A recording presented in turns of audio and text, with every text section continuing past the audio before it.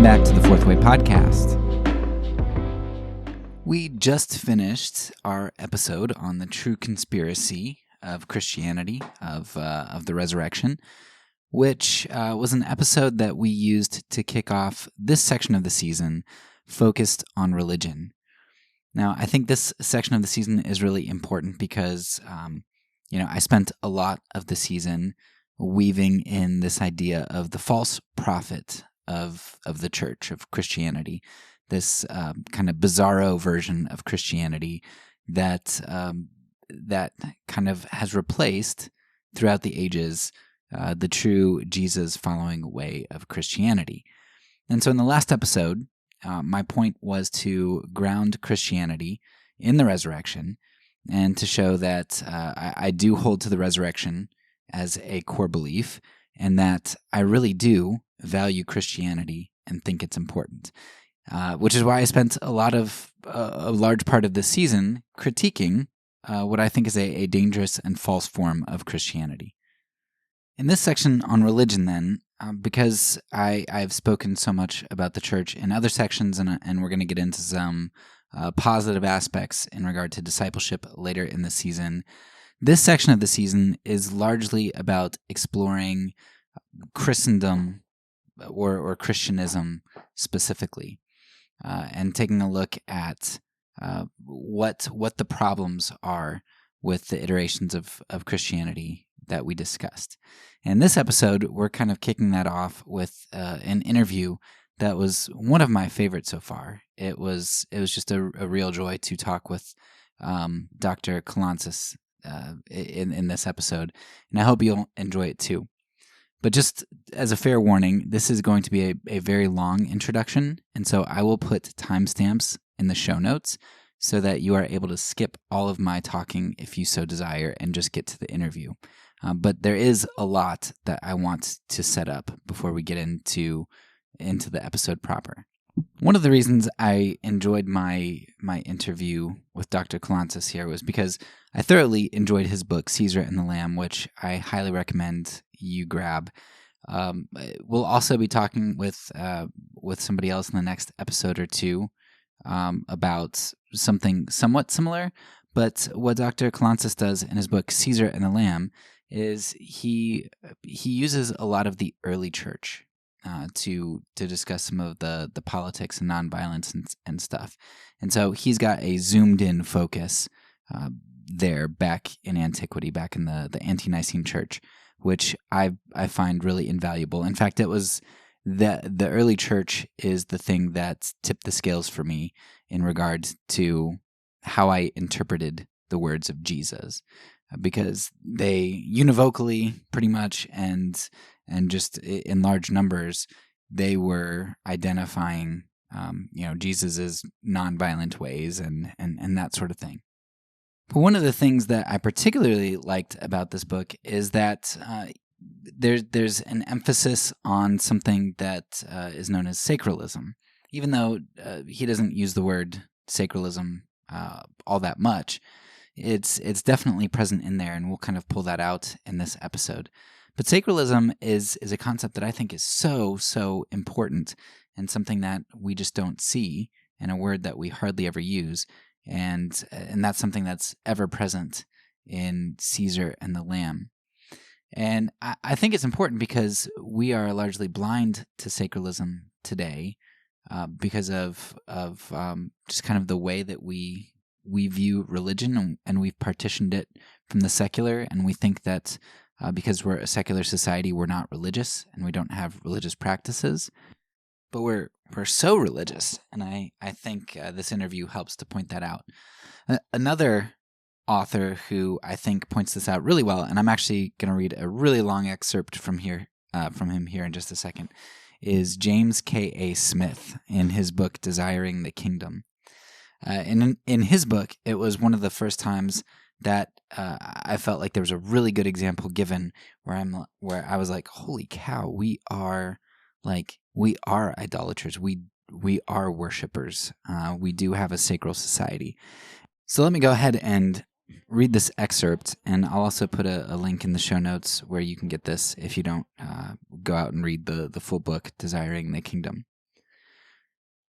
Quote, I would like to invite you for a tour of one of the most important religious sites in our metropolitan area. It is the kind of place that may be quite familiar to many of you, but my task here is to invite you to see it with new eyes. As we're still off at a distance, I want you to notice the sheer popularity of the site, as indicated by the colorful sea of parking that surrounds the building. The site is throbbing with pilgrims every day of the week as thousands and thousands make the pilgrimage. In order to provide a hospitable environment and absorb the daily influx of faithful, the site provides an ocean of parking. But the monotony of black tarmac is covered by dots of color from cars and SUVs lined up, row by row, patiently waiting as the pilgrims devote themselves to the rituals inside. Indeed, the parking lot constitutes a kind of moat around the building, since there are no sidewalks that lead to the site. We begin to wend our way towards the building that sprawls in both directions and seems to be rising from the horizon, a dazzling array of glass and concrete with recognizable ornamentation. The architecture of the building has a recognizable code that makes us feel at home in any city. The large glass atriums at the entrance are framed by banners and flags. Familiar texts and symbols on the exterior walls help foreign faithful to quickly and easily identify what's inside, and the sprawling layout of the building is anchored by larger pavilions of sanctuaries akin to the vestibules of medieval cathedrals. We come to one of the several grandiose entrees in the building, channeling us through a colonnade of chromed arches to the towering glass face, with doors lining its base. As we enter the space, we are ushered into a narthex of sorts, intended for receiving, orienting, and channeling new seekers. There's a large map, a kind of worship aid, to give the novice an orientation to the location of various spiritual offerings and provide direction into the labyrinth that organizes and channels the ritual observance of the pilgrims. The design of the interior is inviting to an almost excessive degree, sucking us into the enclosed interior spaces, with windows on the ceiling open to the sky, but none on the walls open to the surrounding automotive moat. This conveys a sense of vertical and transcendent openness that at the same time shuts off the clamor and distraction of the horizontal, mundane world. This architectural mode of enclosure and enfolding offers a feeling of sanctuary, retreat, and escape. The worship space is very much governed by a kind of liturgical, festival calendar, variously draped in the colors, symbols, and images of an unending litany of holidays and festivals, to which new ones are regularly added, since the establishment of each new festival translates into greater numbers of pilgrims joining the processions into the sanctuary and engaging in worship. The layout of this temple has architectural echoes that hark back to the medieval cathedrals, mammoth religious spaces that can absorb all kinds of different religious activities all at one time. And so one might say that this religious building has a winding labyrinth for contemplations, alongside of which are innumerable chapels devoted to various saints. As we wander, we'll be struck by the rich iconography that lines the walls and interior spaces.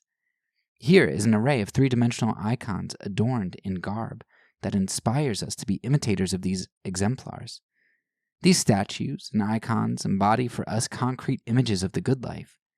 Here is a religious proclamation that does not traffic in abstracted ideals or rules or doctrines, but rather offers to the imagination pictures and statues and moving images, offering embodied pictures of the redeemed that invite us imagine ourselves in their shoes.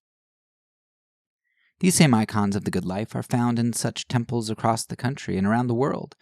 The symbols and colors and images associated with their religious life are readily recognized the world over. The wide circulation of these icons through various mediums, even outside the sanctuary, invites us to make the pilgrimage in the first place. This temple, like countless others now emerging around the world, offers a rich, embodied visual mode of evangelism that attracts us. This is a gospel whose power is beauty, which speaks to our deepest desires and compels us to come not with dire moralisms, but rather with a winsome invitation to share in this envisioned good life. As we pause to reflect on some of the icons on the outside of one of the chapels, we are thereby invited to consider what's happening within the chapel, invited to enter into the act of worship more properly, invited to taste and see. We are greeted by a welcoming acolyte who offers to shepherd us through the experience, but also has the wisdom to allow us to explore on our own terms. Sometimes we will enter cautiously, curiously, tentatively, making our way through this labyrinth within the labyrinth, having a vague sense of need but unsure of how it will be fulfilled. Having our sense of need, we come looking, not sure for what, but expectant, knowing that what we need must be here. After time spent focused and searching in what the faithful call the racks, with our newfound holy object in hand, we proceed to the altar, which is the consummation of worship. Behind the altar is the priest who presides over the consummating transaction. This is a religion of transaction, of exchange and communion. And so we make our sacrifice, leave our donation, but in return receive something with solidity that is wrapped in the colors and symbols of the saints in the season. Released by the priest with a benediction, we make our way out of the chapel in a kind of denouement, not necessarily to leave the temple, but rather to continue contemplation and be invited into another chapel. For who could resist the tangible realities of the good life so abundantly and invitingly offered? End quote. If you didn't catch that, of course, James K. A. Smith is talking about the mall, right? Now, some of those things are probably a bit of a stretch, right? Yet at the same time, you definitely you can feel some of the religiosity that goes into it. That there's a pattern to that sort of living, the construction, the architecture, and just the process. So sacralism is going to rear its head in a lot of ways. This is kind of a little bit of a trite, simple example. Nevertheless, I think it's something that helps you to realize that things that just seems really mundane often do have more infused meaning and messaging than you probably think. Besides the issue of sacralism, we also get to discuss the importance of origin stories in this interview. We glimpsed origin stories back in the False Prophet of Government episode, where we looked at the donation of Constantine. But origin stories are something that we think we are immune to today. In this episode, we discuss some of the American origin stories and how we curate our origins by expelling the bad parts of the history that we don't like, because that's not really who we are, while clinging to the good things and even fabricating or embellishing some of those good things. We want a collective identity of good without a collective responsibility. We want control over our future while exonerating us from our past. I mention here when we have this origin story episode that Hannah Arendt, in her work on revolution, she talked a bit about this kind of origin story, and I couldn't find the quotes in the mid interview, but I found it and want to include that here so you can reference this at that point. But she makes the connection between ancient myths of origin and the way that those bound people, beside the American binding in our origin stories. So here's what Arendt says, quote, "The word religion must be understood in its original Roman sense, and the piety of the founders would then consist in binding themselves back to a beginning, as Roman pietas consisted in being bound back to the beginning of Roman history, the foundation of the eternal city. And since it was in this respect that the American Revolution was most conspicuously different from all other revolutions which were to follow, one was tempted to conclude that it was the authority that the act of foundation carried in itself, rather than the belief in an eternal legislator, or the promises of reward and the threats of punishment in a future state, or even the doubtful self-evidence of the truths enumerated in the preamble of the Declaration of Independence that assured stability for the new republic." End quote. Now, I did splice just a little bit there in the middle, so if you want to see the full quote, you can check out Arendt's book on revolution and find the whole thing. But I mean, she's basically saying that all of these things that we look back to and talk about self-evidence and all of these other things, she just kind of compares the United States to other societies and to what was different And she talks about how it's this origin story that seems to be the glue that was able to help the United States to kind of move forward, because it was very Roman-esque. So it's a really fascinating argument. Arendt is extremely perceptive, and I like her because you can never really pin her down too much. She seems to kind of be somebody who's willing to say what she thinks is true, regardless of the implications for her. I mean, she got bashed by her own Jewish community as well for kind of saying things that she thought were true but were unpopular.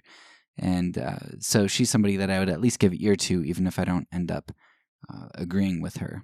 And so go check out her work if you want to dig more into origin stories.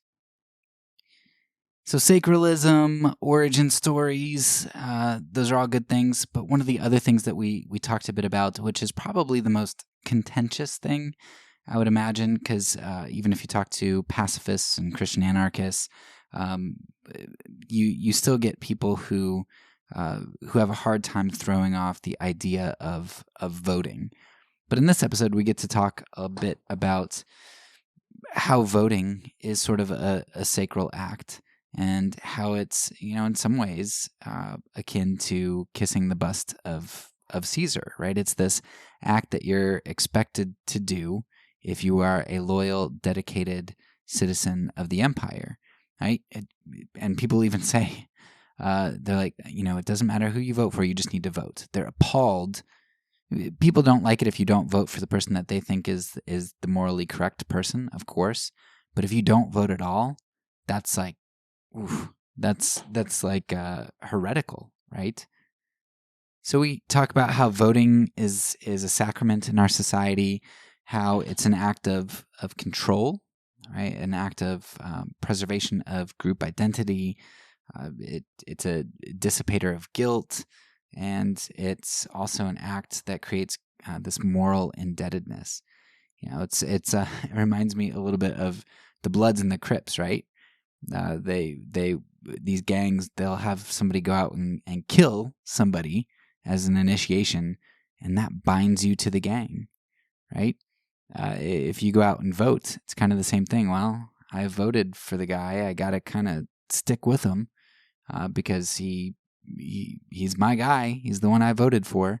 And if I would admit that he's wrong, then I might bear some culpability, some guilt, right? Well, Aidan Balu, who I reference in here, he takes this a step further, and he says it doesn't matter if you didn't vote for the guy. If you voted at all, you are culpable because you agree to the system. And again, another quote that I wasn't able to pull up and reference and read in the interview, but I'm able to do that here. And I want to include Balu's argument against voting at all. And so here's what he says, quote, "As constituent supporters of human government, whether civil or military or a compound of both, in its state or national sovereignty, men are morally responsible for all constitutions, institutions, laws, processes, and usages which they have pledged themselves to support, or which they avowedly approve, or which they depend upon as instrumentalities for securing and promoting their personal welfare, or in which they acquiesce without positive remonstrance and disfellowship.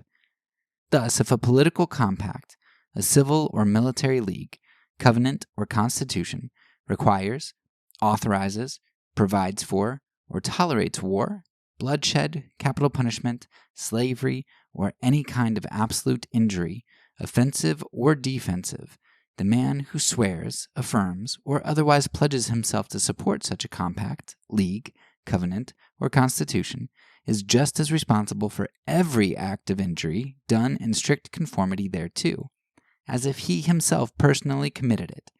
He is not responsible for abuses and violations of the Constitution. But for all that is constitutionally done, he is responsible.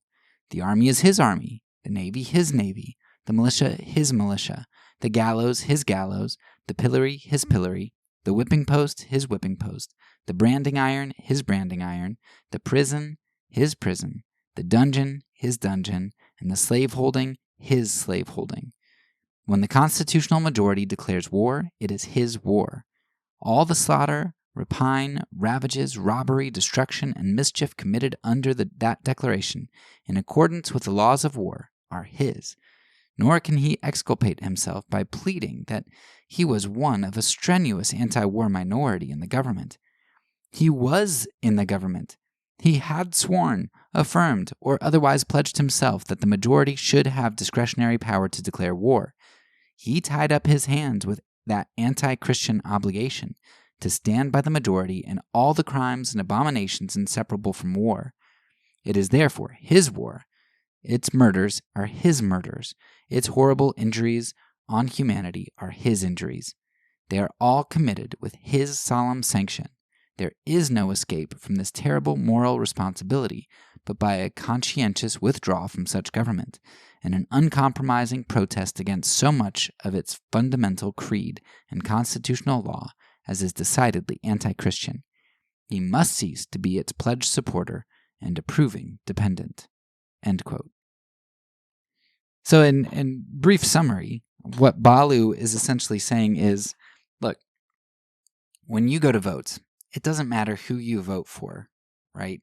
What you are saying is when you agree to the voting system, you go and you cast your vote and you say, hey, you know what? I'm voting for this guy. And everything he does that is constitutionally legal, I'm agreeing to because I'm agreeing to this system. That means I agree to do whatever's constitutionally legitimate. And if my guy doesn't win, well, by my having voted and participated in the system, I'm saying that I'll agree to the outcomes of the system, provided they're legal, right? If there's something that is unconstitutional that happens or illegal, right, you're not agreeing to that because that's people going outside of the boundaries of what's agreed upon, and so they're messing with the system. But so far as the system functions legally and constitutionally, then you agree to everything that happens. Meaning, if the other guy wins, you've consented. You've consented to be a part of that system. And so all the horrors that are done are your responsibility because you consent to the system. I think it's a fascinating argument. I can understand intuitively when I first read it, I was kind of iffy about whether you could say that or not. But since then, I've thought of a number of analogies in non-voting, non-governmental situations, and I think it holds. I mean, when you agree to participate in a system, I agree. I think the logic of Ballou kind of is it makes sense. But anyway, something to chew on there. Of course, this also gets into a lot of consequentialism, which is a topic that is so important. I spent our whole second season addressing it, and it's something that you should go back and brush up on. But this idea of lesser of two evils or ends justifying the means, that just absolutely is not a Jesus ethic. Unfortunately, it currently is a big evangelical Christian ethic. It's one that they employ all the time. But it is absolutely, hands down, not at all a Christian ethic. And it's something that you should be aware of because it's a huge ethic that's employed by a lot of Christians, but it's absolutely immoral. And that's because the good is defined by faithfulness to Jesus, and unfortunately, that's been replaced in part through sacralism with this idea of the good of the state, right? We need to do what ends up giving us the best results. So I can vote for a guy who's not good if it gets me a Supreme Court justice, right? I can embrace some injustice in order to provide a bigger justice. So in an attempt to preserve two loyalties, God and mammon, God and state, whatever those are, we make the state and its power into a supposedly Christian entity, or we at least try to. And it's a Christian goal. And when it's a Christian goal, we can then sacrifice our fidelity on its altar and define that as good. Dr. Kalantzis says, quote, "Nowhere in Scripture are we called to change society. We're called to let the Holy Spirit change us." End quote. And I think that's something important to remember when we talk about this consequentialism, when we think that it's our job to change society. Of course, we'd love to see society transformed.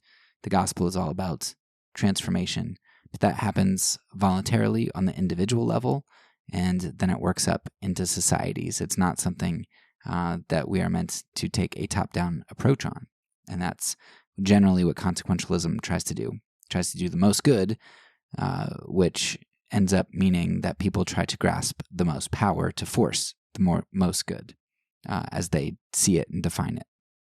And in doing that, they end up doing tremendous amounts of evil and injustice. Finally, I was so excited that Dr. Kalantzis ended up talking about discipleship and how the church ought to function in the world. If you've listened to this season, that you know that I've been hinting at discipleship as the propaganda killers since the beginning, and I think Dr. Kalantzis explained how discipleship worked really, really well, and he was able to distinguish it from propaganda.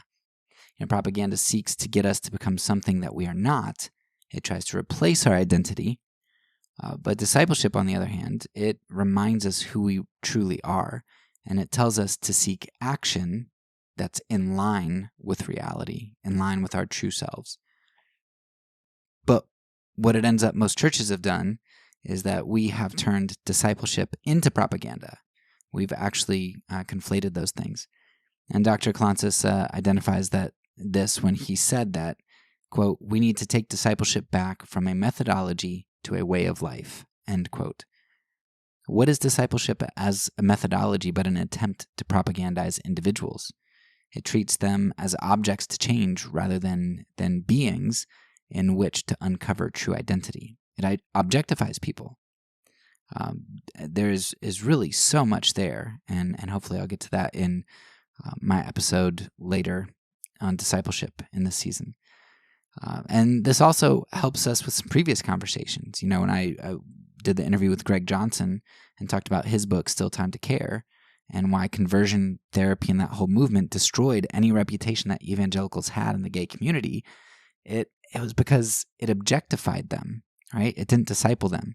And I think that's hard for people to see, because if you're a Christian who thinks that homosexuality is immoral, you'd say, well, conversion therapy was trying to get those people to be their true selves, who they ought to be in Christ. That's not objectification. And I get the sentiment there, but when Dr. Kalantzis was able to kind of unpack this a little bit, and if you read Greg Johnson's book, Still Time to Care, and you listen to our discussion, I think you can start to see how discipleship is so much different than trying to get some sort of conformity. Greg talked about how conversion therapy, you try to teach gay men how to throw a football and change the oil. Right? That's not discipleship. That's you're trying to conform them to a certain appearance, right? They weren't getting invited to Thanksgiving meals. They weren't part of a family. You're trying to fix these outward appearances. And that's propaganda. That's methodology. That's not discipleship. And so I think this is this interview here. We get into that a little bit, and it's just another piece of that puzzle in counter propaganda, which is discipleship. So this is also going to be an episode you might want to come back to, at least this section, because also it's going to connect with an episode that I'm going to put out in right about a month, which discusses a moral framework that I think might be helpful to understand in discussing our uncovering of true reality, the beings that we truly are. All right. That introduction is a whole episode in and of itself, but hopefully you found it informative and helpful. So without further ado, here is the interview with Dr. George Kalantzis. So I recently read your book, Caesar and the Lamb, and I also recently heard you give an interview which touched on a topic that I've been wrestling with for quite a while now, and that's the topic of sacralism, which I don't think all that many people are probably too familiar with. But I thought that this would be a really good interview to have because I'm just finishing up a season on propaganda and truth. Mhm. And sacralism, it strikes me as an extremely subtle form of propagandizing. And as I've uncovered more and more of it, it seems like is particularly a form that we Christians seem susceptible to. So I want to dig into sacralism in this episode. Okay. But before we do, I would love for you to give an introduction of yourself and maybe briefly describe some of your works or your passions. Oh, thank you. It's good to be with you. I was George Kalantzis. I teach theology at Wheaton College in Chicago, in the U.S., and I also direct the Wheaton Center for Early Christian Studies. My work has been in patristics, that is the study of early Christianity. I work primarily in the historical setting of the early church, both doctrinal and social.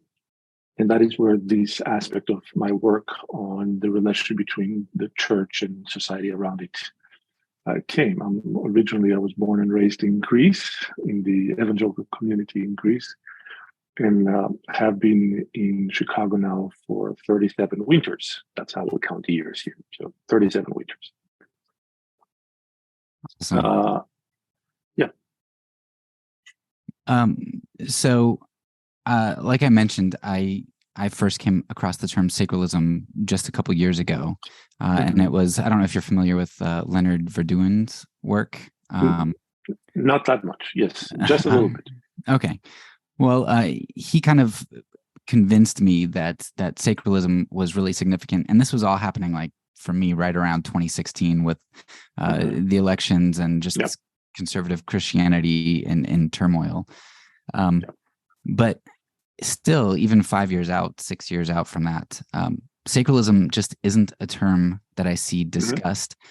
And I felt like your book talked about sacralism a lot, but I actually just tonight, I wanted to verify. I went back and I did a search through the Kindle version, and it really, you only bring up the exact term twice in your book, yet it felt like it was just steeped in it.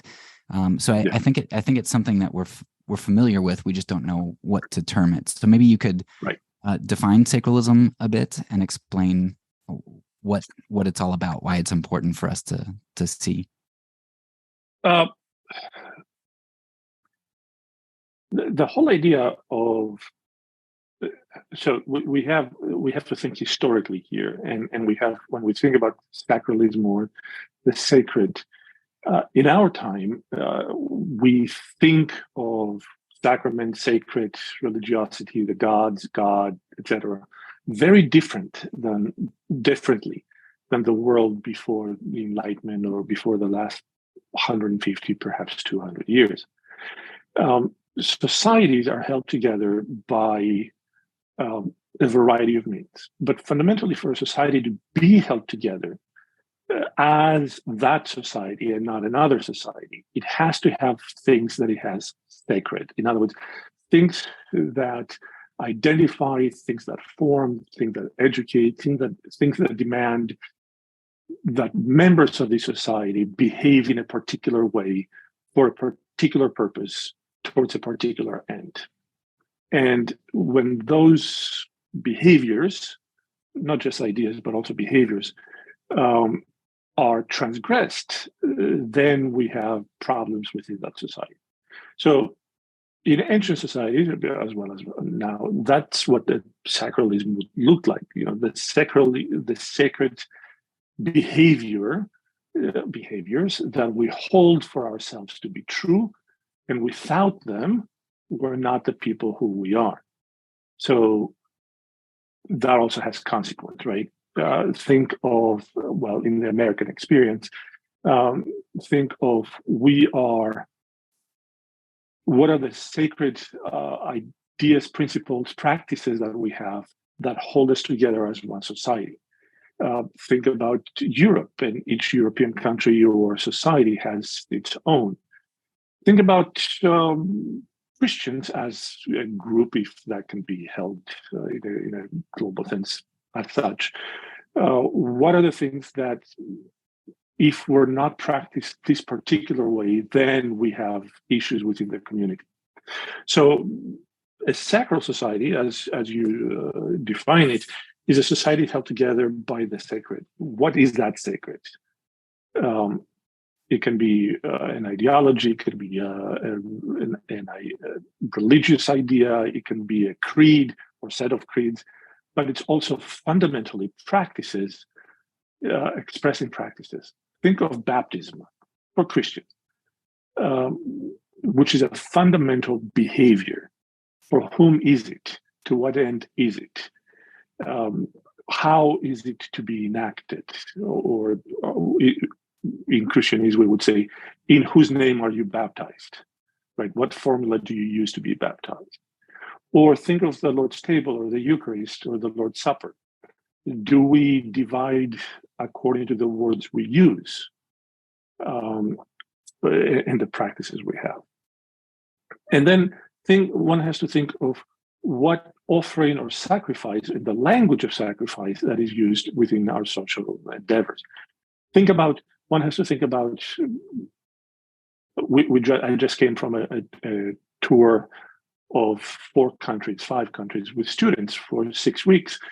And every country we went to, somewhere in their capital, has a tomb of the unnamed soldier. And the language in front of that would be of sacrifice. These are the people who have sacrificed. Well, what does that mean? That's religious language. That is not a civil language. A sacrifice is an offering to something and someone. Who is that someone? Is it a deity? Is it a set of deities? What is it? We think of soldiers who sacrifice themselves for the what? We say for the good of the country, for freedom, at the altar of what? This is our religious language in which we're very, very steeped, but don't understand. Yeah, I think it seems like we think of idolatry and those sorts of things as being something of the barbaric past, where you have these graven images that are sitting in front of you, and we don't recognize some of these things. Like, when you're talking about the tomb of the unknown soldier, it also triggered in my mind. I think it's in the Capitol building. They have the apotheosis of Washington, this big mural. Right. I mean, that's a religious term right there. Or the Lincoln Monument, right? In this temple. And then it calls him a savior. Like, in this temple is our savior. So we've got this kind of stuff all over the place. Why don't we see it like we can see it when the Romans did it, but we can't see it when we do it? Yeah, because, and I argue that both in writing and I want to test this out also with you, because we have fallen into a verbal habit and narratival habit. We use the expression in the Western world, especially in the US, of a separation of religion or church and state. And that's just simply a mental concept. It is just simply an idea, not practiced, but it informs the way we see the world. We see ourselves as desacralized, even though we're fully sacralized. So we tell ourselves a story that, no, we're not. We don't believe or function the way pre-Enlightenment people did, because we understand that there are no deities behind healings and springs and the wind and all that. We are what we call a secular people. But in reality, we're anything but that.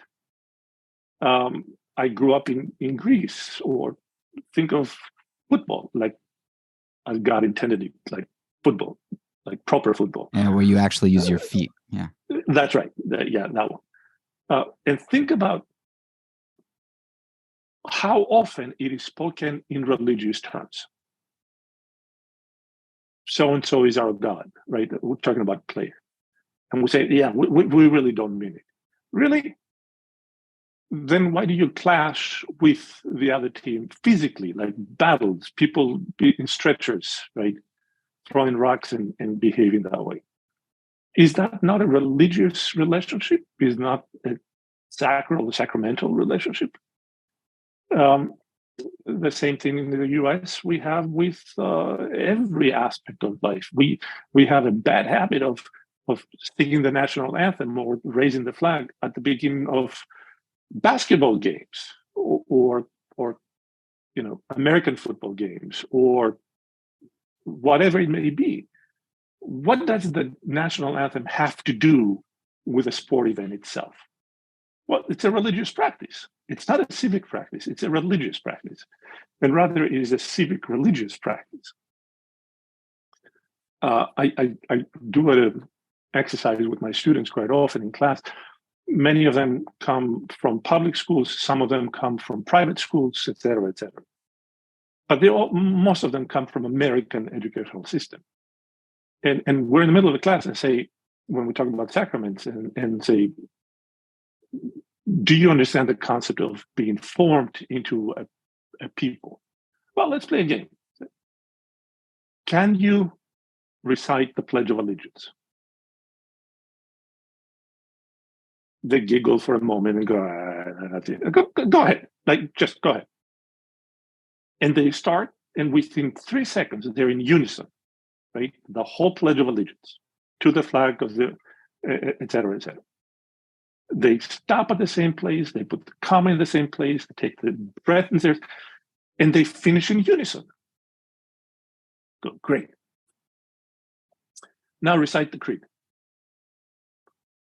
And everything goes array because somebody's going to start this creed, somebody's going to start that creed, the Nicene Creed, the Apostles' Creed, somebody knows it, most people don't know it, everybody perhaps knows like the first 4 words, and go. So what just happened? Do you realize that for 18 years of your life, every day you stood up and recited a creed that formed you into a particular kind of people, right? It formed you in a particular kind of people. People who can recite this pledge. But it's more than that. What did you do for 18 years every day of your school life? You pledge allegiance to the flag and to the republic for which it stands. But let's stay in the first part. If you take Nepalese flag in class, right? Print it in paper, bring it to class, and rip it apart. Just rip the flag. Some would go, why are you doing this? You shouldn't be doing this. But, okay. Most people go, I don't really care. And then you take pick a Canadian flag, right? And you do the same. People go, they're Canadians, they don't care anyway. And then you take an American flag and you rip it. And then you have that right here. It's like a punch in the gut, right? Why? Because every day for 18 years, you pledge allegiance to that thing. Yeah. That's how it works. Yeah, there's another section in your book where you talk about the main reasons that people in ancient times would sacrifice to the gods. You talk about honoring them, expressing gratitude, and obtaining some benefit. And so when you're talking about the pledge here and what's going on just internally, even if they don't realize how they're being shaped over 18 years, they've got these mantras of pledging allegiance, it's a republic, there's freedom, there are all of these things that are wrapped up in it. And so, there's this idea that you have to honor, express gratitude, and obtain some benefit, which reminds me so much of the Lord's prayer, our Father who art in heaven, give us our daily bread, all that stuff. But what's really fascinating to me is that I'm a Protestant, and as an evangelical Protestant, a Reformed Protestant, I've heard a lot of people speaking against Catholicism for most of my life, and the Orthodox Church now that I'm here in Romania, and they say they have icons in their church. That's idolatry. There's no distinction between veneration and worship.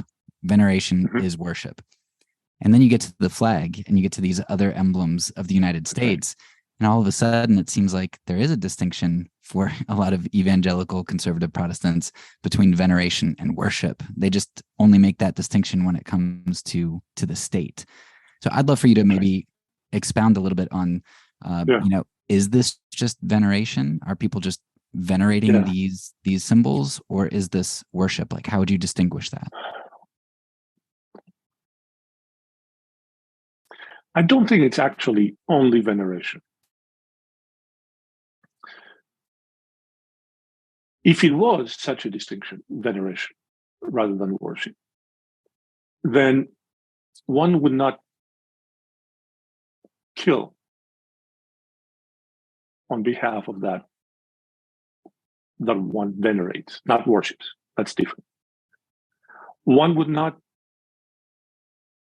put oneself in the place of being killed for that, right? So what do we see here? We see what we call Christian nationalism.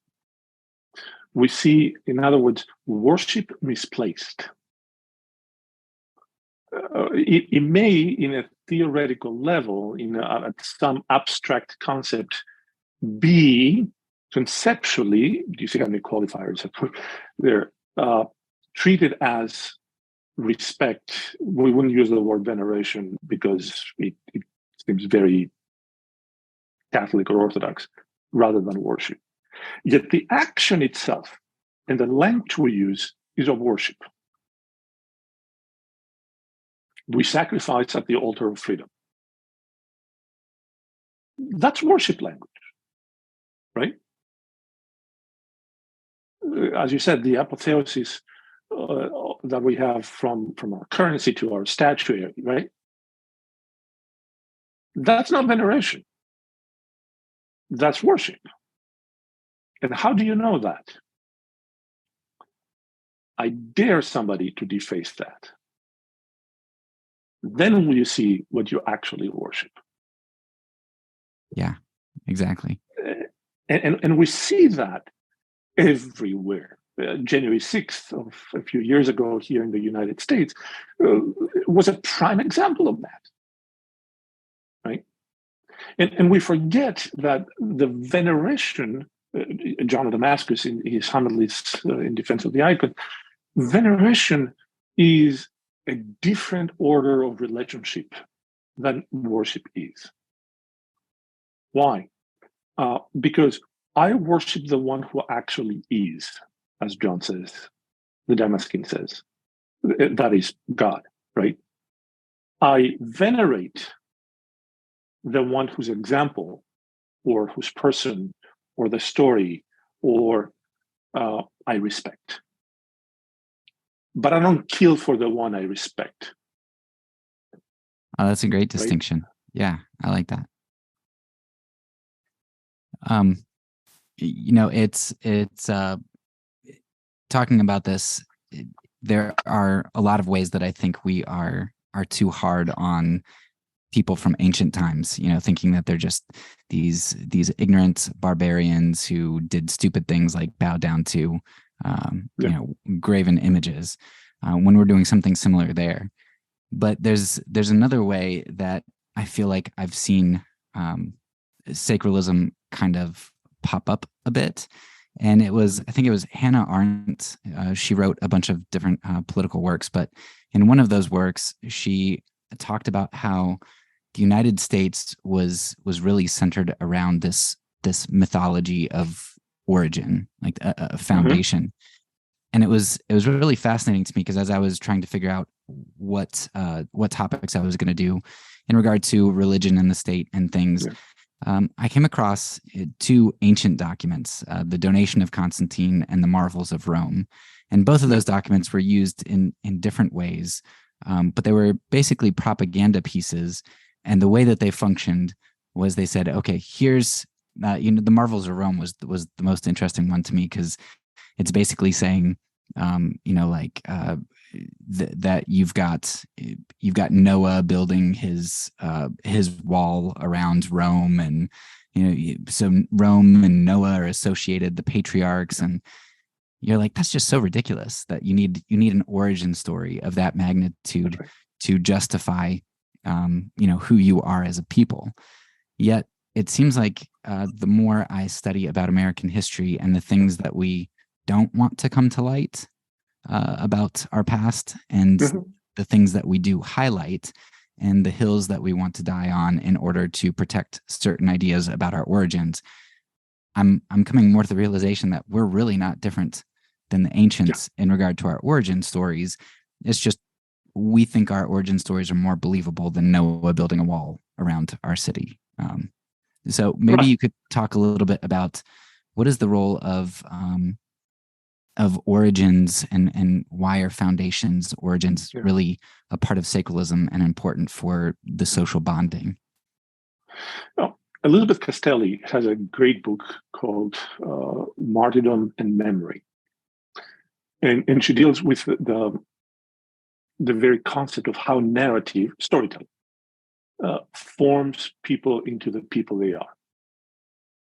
It's a wonderful book, and I highly suggest. And she has a section in the beginning of the book on myth, history, fact. Right. And as she goes through the story of myth, we use the word myth as fantasy, as Disney, as something that comes out of, imagination. But myth throughout the human history is storytelling that has a purpose. And Castelli says very clearly,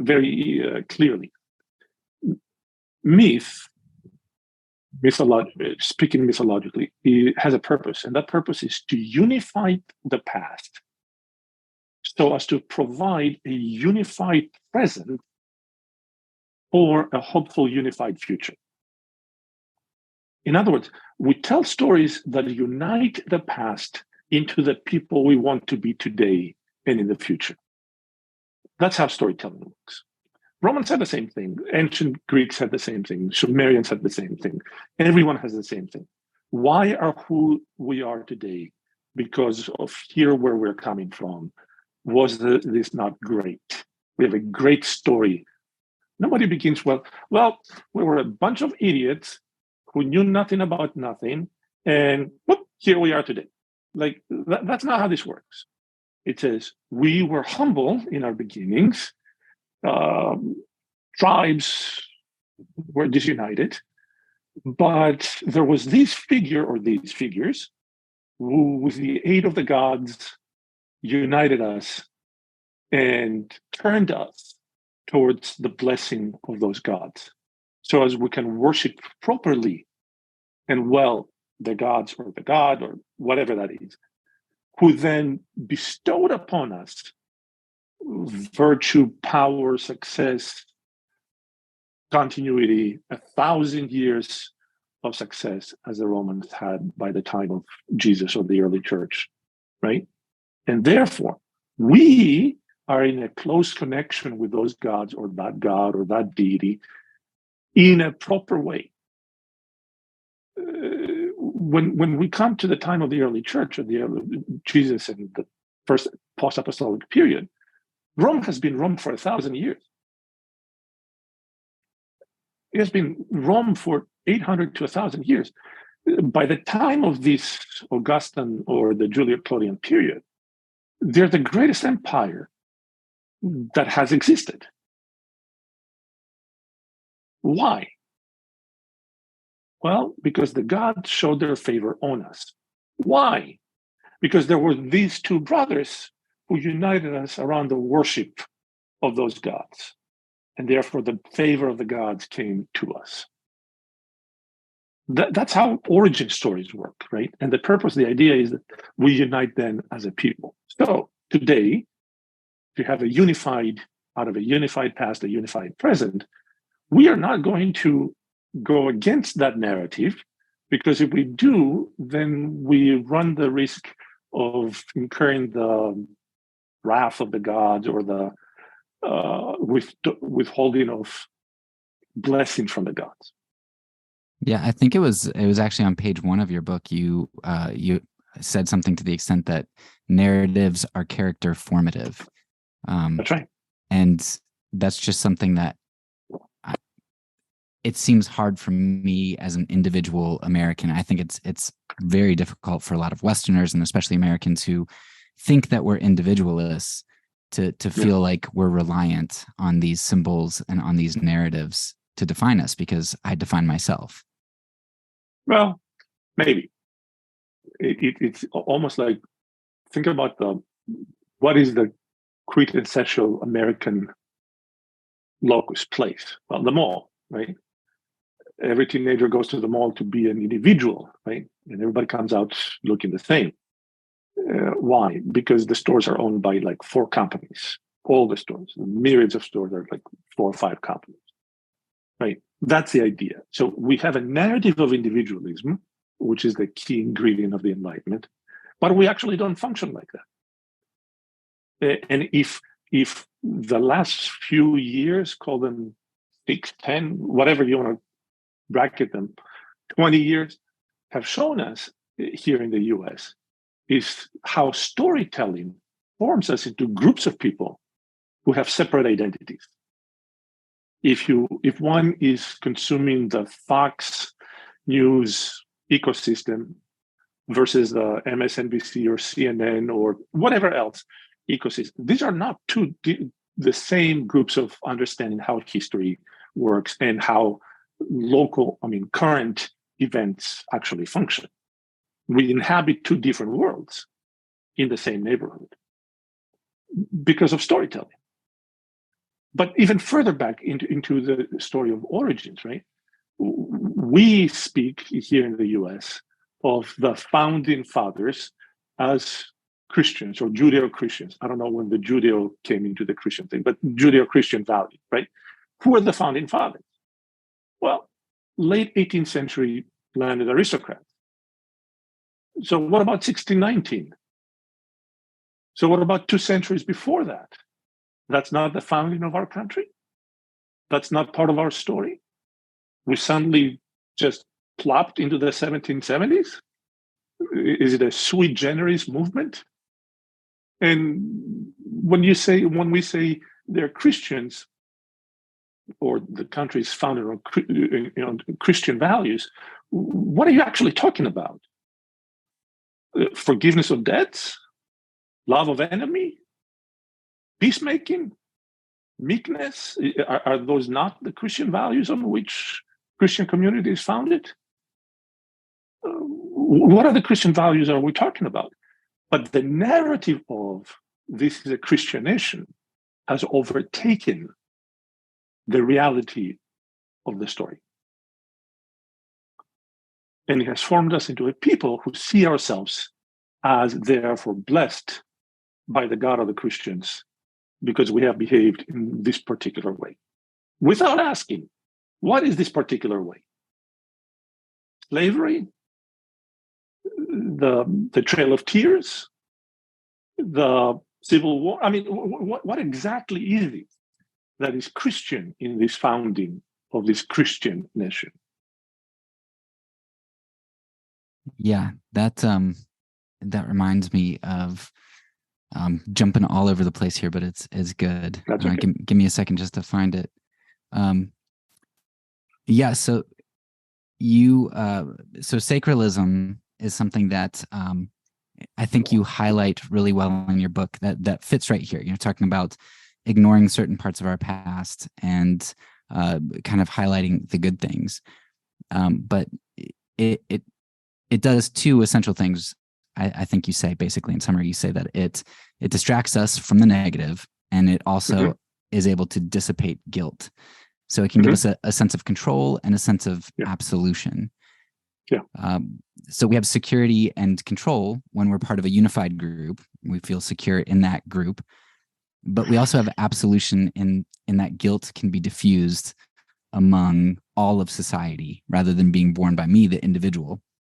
So, for example, when the U.S. came together around the flag after 9/11, I felt invigorated, and I was part of a group. And even though we were attacked, we were good, and we weren't going to be able to be kept down. So I had some peace from that. But conversely, after the unjust invasion of Iraq, I didn't feel guilty, even though I had voted for Bush. I didn't feel guilty over a problematic invasion of Iraq that killed hundreds of thousands, tens of thousands of people, because I didn't order the invasion. So I was able to have my guilt kind of assuaged a bit through that. Yeah. So maybe you could talk a little bit more kind of, I know you expounded on slavery and kind of our history and that kind of stuff, but maybe you could talk a little bit more about the function of sacralism and group identity in helping us to dissipate that guilt and give us a sense of control. And the example that you used is a very good example. It's not the only example. Think about Manifest Destiny, right? The movement westward, the imperial colonization of, let's say, the Philippines and everything else in between, or the continuous expansion of the American empire throughout the 20th century, especially after World War II, right? Not my fault. I didn't participate in that. Yet I drive on roads that are created by the funds that come from that. Or the current debate of, I don't have slaves. My family didn't have slaves. Why am I guilty for slavery?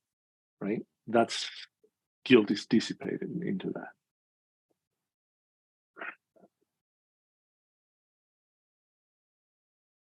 Have we noticed in the Lord's Prayer that the petition to forgive our sins is in the plural? And forgive us our sins as we forgive those who trespass against us, who sin against us.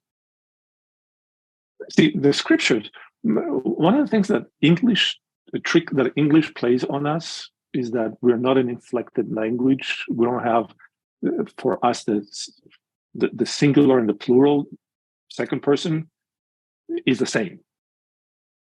You, singular and plural. In the New Testament, in Greek, it's vastly different. It's plural and singular, two different words. The vast majority of the New Testament, with a very few personal exceptions, is plural. It's not singular. Therefore, the understanding of sin as communal, as social, and therefore the results of that as a social expression in which I participate in that group identity are ever present. In our linguistic idiom, that is also dissipated both by the idea that at some place I'm not responsible for the system, even though I voted for the system, or I participate in the system, or I benefit in the system, or whatever it is. And it's not my doing, it's somebody else's doing. So I rarely question, where do my tax dollars go?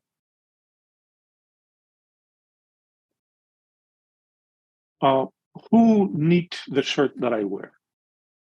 Where did it come from? That's part of the social responsibility that somehow I'm trying to avoid. Because if I start asking those questions, then I cannot escape the responsibility.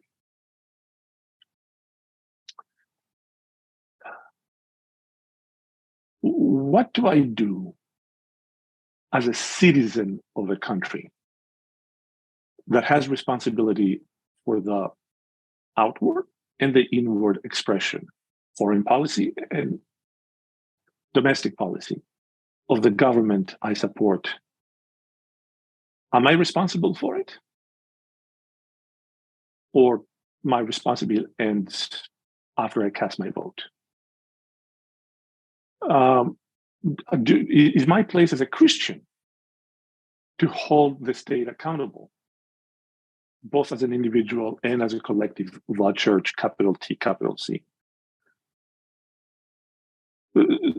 The government, many of our friends are quick to point, government is appointed by God, but government is appointed by God for a particular purpose, and that is to enact the justice of God, right? Not any justice anywhere, the justice of God. So what is the purpose of the church? The purpose of the church is to hold governments accountable to the justice for which they have been appointed. That's not their justice, that is the justice of God. So when in a narrative that tells me that I am somehow separated from the civic religion that is our life together, the sacredness of the space that we occupy together, even the very fact that some of us could argue that perhaps we have transformed secular and sacred as two different domains when they never were, then that absolves me of responsibility for which I should be fully accountable. In a second edition of this book, Caesar and the Lamb, that's coming out in a year's time or so, less than a year from now, I have an addendum. I play out with the idea of penance, the medieval concept of penance for those who come back from military campaigns, and I add to that civic administration. Throughout the history of the church, there was an understanding that war is traumatic. We're coming again back to this after Vietnam War, after Desert Storm, etc. Now we have language to use, PTSD and other. But in medieval times, they didn't have that, or in late antique times, they didn't have that vocabulary. But what they knew, as Basil of Caesarea, the bishop said, is that bloody hands cannot come to the Eucharist. So they had a period of time for penance where combatants would need to be, it was not punitive, it was pastoral care. Need to work through confession and pastoral care to cleanse themselves, to come back to the table. And I play with the idea, I want to propose for us, especially as evangelicals, especially as Protestants, a reimagining of that category and of that practice, in which those who come back from military campaigns, we don't throw parades for them as churches, but we rather welcome them into a period of penance. Not just them, but we invite ourselves as churches to enter that period of penance with them. Why? Because it's our action or inaction that made it requirement for them to go to war. Do you see how this works? Yeah, no, I think that's beautiful, the action or inaction, because I think it's very easy, if you go one route and you vote and do all of this stuff, you can say, well, I did my job. But if you abstain, you can say, well, I didn't participate in contributing to this war, but really it's all of us as a collective responsibility. There's no more clear example than the Kuwait, the Desert Storm. Now it's ancient history, but it's like 30 years ago, right? 500,000 troops gathered at the borders of Kuwait to what was the excuse? Restore freedom. And I remember Cornel West asked a question. So if the product of Kuwait was not oil, but chrysanthemums, would we have invaded? Yeah, of course not. No, I mean, the answer is clearly not, right? If they produce artichokes and chrysanthemums, we will not have invaded. We will not have sent 500,000 troops in. But why did we send them in? Because I want to drive a car that consumes, a lot of gas, but I want to pay cheaply for it. I want cheap gas for my big car, So I sent people to war. And Iraqi lives were cheap. That's right. For us. Yeah. And our lives. I mean, and American lives were cheap. American lives were cheap. Iraqi lives were cheap. Afghani lives were cheap. Right? Syrian lives are cheap. Migrant lives are less than cheap. Why? Because I want to have fruit, produce that is very cheap, inexpensive. So am I not culpable for that? Yeah. So one of the things that that was touched on quite a bit there was in regard to we had mentioned voting a number of times.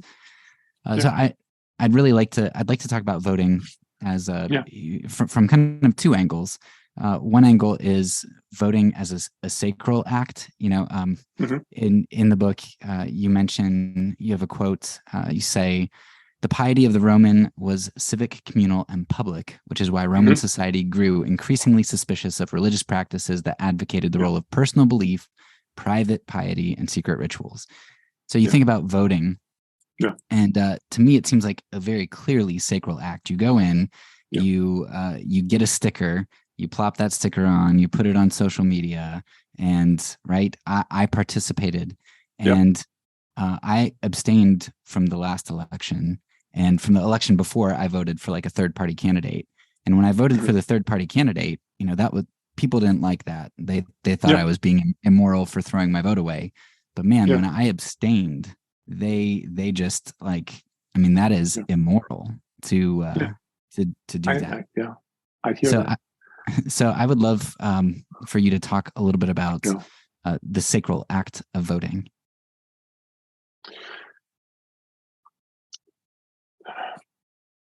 If you agree with that, if you agree that it's sacral. It is primarily because it is one of those binding public acts that we do as society. I'll start by saying that I always vote. I always vote. I stand on the first Tuesday morning of November, 5:30 in the morning. I go to my to the high school down here, stand in line, get my ballot, and I always vote exactly the same way. None of the above. I don't do Jesus or Mickey Mouse or whoever, because that's just silly.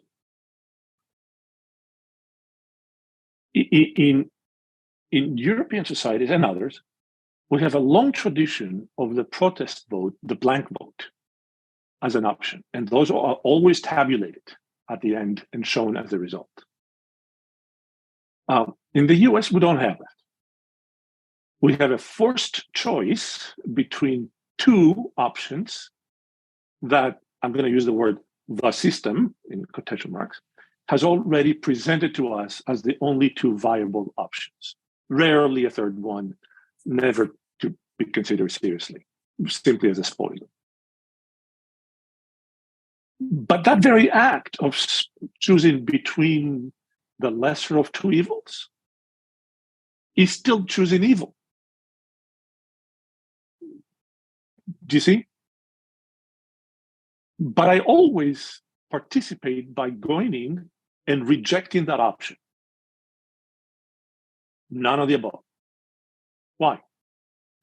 Because then I cannot be accused of, well, you were too lazy to go and vote, or you don't take this seriously. I take it very, very seriously. I take it more seriously than the peer pressure or the community pressure of voting for this for X, Y, and Z reasons, or that one for the other A, B, and C reasons, right? If I have to choose between two evils, I choose no evil. Now, okay, what did you gain by doing that? Well, in my little one vote way, nothing other than the right to be part in the discussions, political discussions, when we talk about our common life together. Because if you sit on my couch and go, better sleep another half hour, I haven't earned the right to speak. right? I have stood in line. I have rejected in public the options that have been given to me. But imagine if like 50 million evangelicals did this. If 50 million evangelicals, or however many we are, went into the voting booth and wrote none of the above. Not Jesus, not Mickey Mouse, not, none of the above. Wouldn't somebody notice that? And one may not affect that election cycle because those will be taken aside. But what about the next one? Have you noticed that we evangelicals are now a marketable bloc? How will the evangelicals vote, right? You go, wait a minute, what? This is a marketable group to whom we need to create this set of language and advertisement and appeals so that they may support our narrative and our candidate for our benefit. It's no different than Coke does and beer companies do. It's the same exact idea. You have the 18 to 24 demographic, you have the 30 to 50 demographic, you have the evangelicals. It's the same thing, right? But what would happen if evangelicals, Christians, those who claim, the Lordship of Christ, said, none of this is acceptable for a simple reason. None of them is enacting the justice of God. Yeah, what you said there, that line of thinking is exactly what got me down this path when in the 2016 election, when it finally hit me that, man, I'm choosing between a lesser evil, and then it struck me that, well, that's not really a Christian ethic to do that, is it? That's right. So That's there has to be some moral option. Yeah. Like what is my moral option? And when I started going down that route, I recognized how steeped in consequentialist ethics we evangelicals are. Even though we talk about integrity and doing the right thing no matter what it costs you, that just isn't how it really plays out for our moral ethic, it seems. No, because most of our yearning for 50, 70 years, and there are a lot of books that have been written recently on that, and one can find them and pursue them. The history of evangelicalism, or I worked after the Second World War, has singularly been about power. It hasn't been about justice. It has been about power. Political power, social power, economic power, academic power, whatever power, but it has been about power. So I'm going to vote for the one who's going to give me more power, right? I even heard that famous evangelical leader within the evangelical world say, we're tired of being the punching bag. And I was about to send him a Bible and ask him to highlight where that actually principle comes from. Like, no one has read Paul's description of his own life. No one has read the life. Like Jesus. I mean, the idea of that we are tired of being a punching bag is so anti-Christian as to be singularly pagan. It's idolatry. Because fundamentally, it dismisses the sovereignty of Christ. I couldn't agree more. I want to try to wrap this up in the next 10 minutes. So I've got two more questions for you. Okay. And you can take as long as you want on them. But these are the last two. One of the things that kind of that struck me in here was you had a quote that says, Roman religion was not concerned with distinguishing true from false beliefs. It was simply the proper behavior that characterized the life of the Roman citizen. And when I try to think about how I would used to think about these sorts of things when I'm doing this conversation, and just I think 10 years ago, I would feel like, okay, yeah, maybe saying a Pledge of Allegiance every day in school is a little crazy. It's a little bit too much. But I think I would struggle with this idea that I really am idolatrous to a certain extent. And I think that's because it seems to me like evangelicalism a lot of times tends to be so much about orthodoxy and I mean, hence all the denominationalism, but it's so much about right belief and a lot less about right practice. But one of the things that stuck out to me when I first started studying propaganda, reading Jacques Ellul and his book on propaganda, he said, look, propagandists, they don't care what you believe. They care what you do. And so he gives the example. You can say all you want that you don't believe their propaganda, but if you go out and buy their product, they don't care what you believe.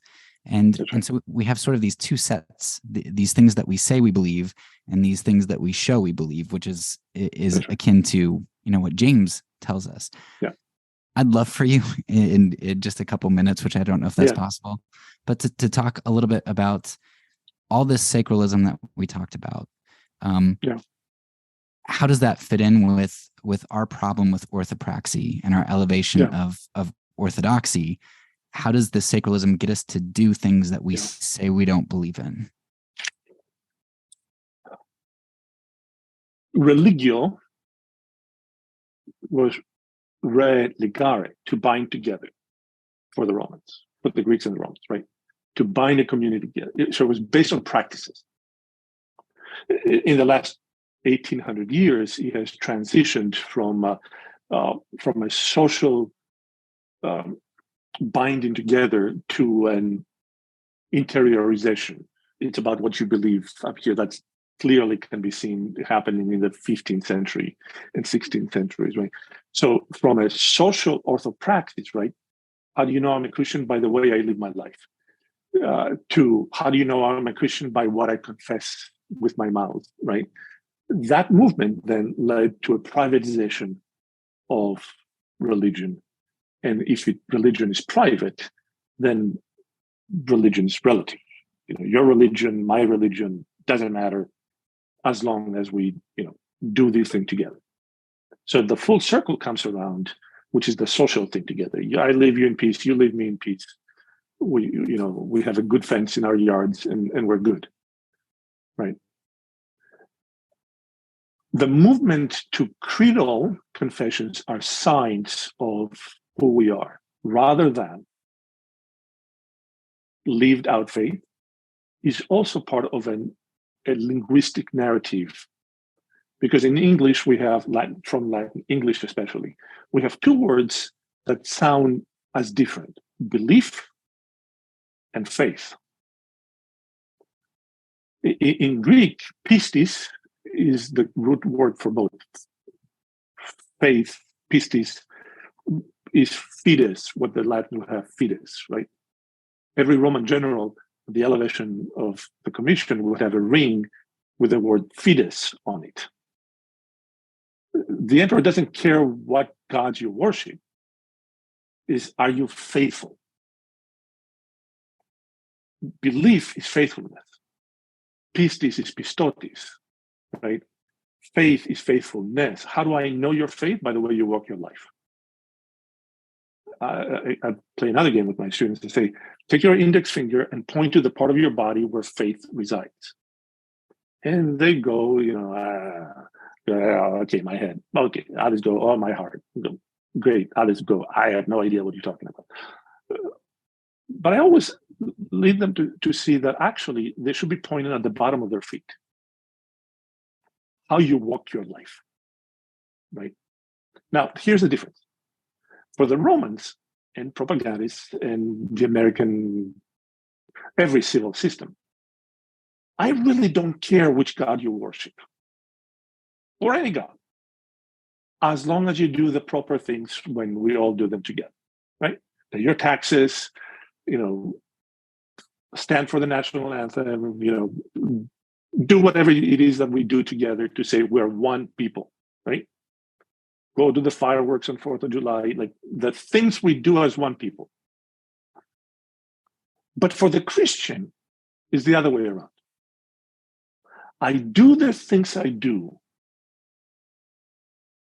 because I belong to the God whom I confess with my mouth. It's the difference between, I would say theologically, etiology and teleology. The Romans did things together to be one people. Christians do things, particular things, because they are this kind of people. Oh, that's really fascinating because the conclusion that I've drawn and kind of the culmination of the season is I'm not just looking at propaganda, but I want to look at, okay, well, what does that mean for us positively? How do we act? And my conclusion has been that the answer to propaganda is discipleship. I think discipleship is the antithesis of propaganda. Yeah. But at the same time, sometimes it's hard to distinguish, because if you're saying, well, the antithesis of propaganda is to get yourself in an echo chamber in a community that is going to teach you the right things, that just sounds like alternative forms of propaganda. But the way that you just described that is in the direction of where you start from. That seems like it makes a very big difference in propaganda versus discipleship. Absolutely. Why do Christians feed the hungry? Because that's what Christians do. That's etiology, right? That's causal. Why are Christians peacekeepers, peacemakers? Because that's what Christians do, right? Not so that we may have peace in society. That's teleology, right? So Christian peacemaking would be interested or begin in justice, in the protection of the oppressed, in standing against the oppressor, right? Hopefully bringing oppressor and oppressed together in a amicable, peaceful resolution. If not, the Christian doesn't stand in the gap in the middle between oppressor and oppressed, worried and afraid about the violence inflicted upon oneself. Why do nations engage in peacemaking? So that they may have profit. Prosperity, profit, it's the same thing. Those are two different things, two completely different things. And that's what we forget. Propagandists, or in any sense, say civil religion, want you to behave in a particular way, regardless of who you are. Christians flipped that and said, because I am who I am, I behave this particular way. And that last 5 minutes is gold for me. It's helping to make so many connections, and I appreciate that insight. What's the other question that you had? So yeah, last question for you. How do we fix this? where do we go from here? How do Christians unpropagandize themselves? How do I unpropagandize myself? And then step 2, how do I then in my community help us to see these things and change direction? Yeah. The first principle, the first step in peacemaking is to see the problem, to see the conflict, recognize it as conflict. The first step in this discussion is to recognize the problem. And the problem is that we're more deeply affected by civic religious formation than by religious formation. The state, in all its instrument, the capital T, capital S state, right? Not the state of that. The state has a lot more influence on us than the church does, the gospel does. A last game I use in class is I ask students to close their eyes. And I give them about 10 minutes for the giggles to go. Well, and then I say, I want you to paint a picture. I'll give you 20 seconds. If you project yourself out 15 years, let's say, it's easy to do. They're 20 years old. They can do that. What does success look like? Paint a picture. And I give them about 20 seconds. They don't need more than that. For most of them, immediately they have an image in their head, right? They're university students. They go, I know what it looks like. And then I ask them, I don't ask them for that image that's their own. Who gave you that image? Who formed for you that is what success looks like? Your family, your community, movies, the mall. Somebody framed for you and says, this is what success looks like, right? That's discipleship. So how do we fix this? How do we address this? As churches, we take discipleship back from a methodology to a way of life. The Book of Common Prayer has a practice that my church engages in that I find extremely annoying and irritatingly difficult to do. And that is, and it has the words right there, it forces me to pray by name for those in authority.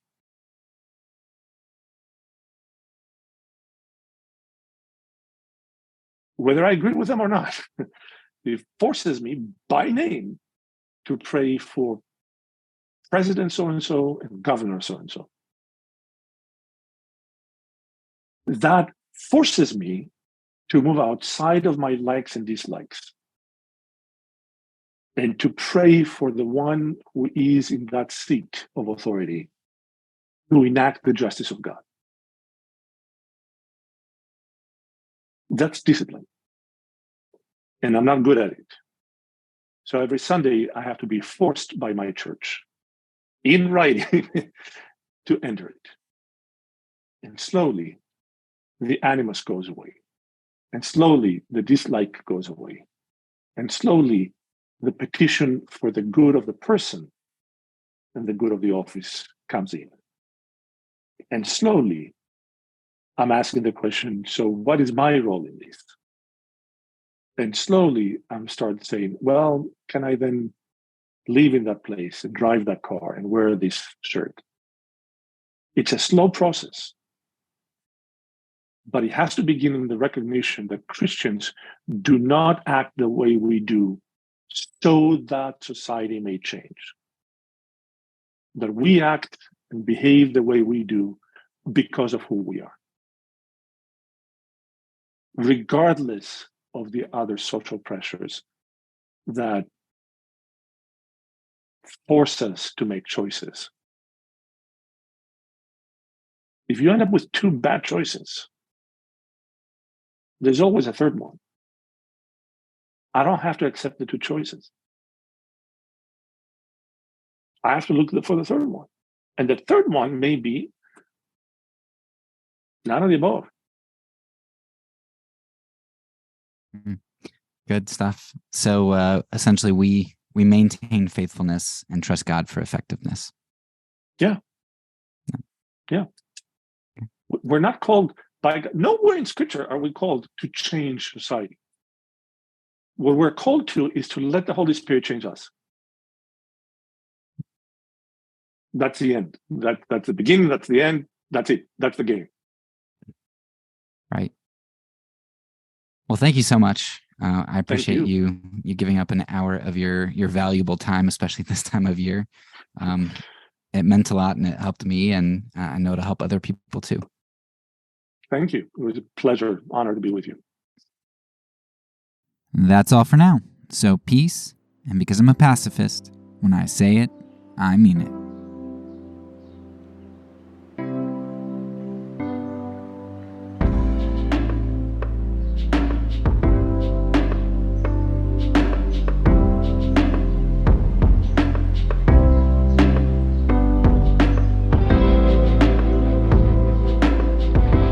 This podcast is a part of the Kingdom Outpost Network. Please check out the links below to find other great podcasts and content related to nonviolence and kingdom living.